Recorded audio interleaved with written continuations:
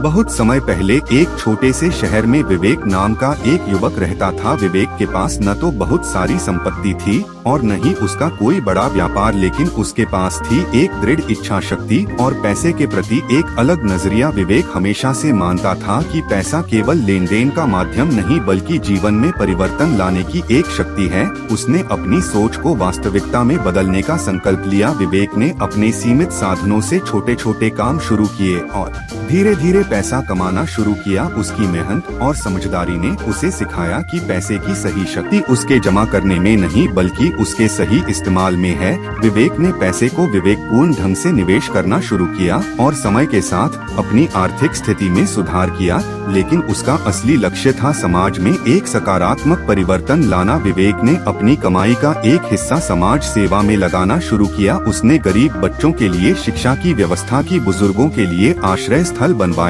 और स्वास्थ्य सुविधाओं को बेहतर बनाने में मदद की। विवेक कहानी से हमें एक महत्वपूर्ण संदेश मिलता है कि पैसा केवल व्यक्तिगत समृद्धि का साधन नहीं बल्कि समाज में परिवर्तन लाने की एक शक्ति है। विवेक ने साबित किया कि अगर हमारी सोच सकारात्मक है और हमारे इरादे नेक हैं, तो पैसे का इस्तेमाल हमें न केवल आर्थिक बल्कि सामाजिक समृद्धि की ओर भी ले जा सकता है। इसलिए यह समझना जरूरी है कि पैसे की असली शक्ति उसके संचय में नहीं बल्कि उसके द्वारा किए गए परिवर्तन में है। विवेक की कहानी हमें प्रेरित करती है कि पैसे के सही उपयोग से हम अपने जीवन में और दूसरों के जीवन में भी सकारात्मक बदलाव ला सकते हैं।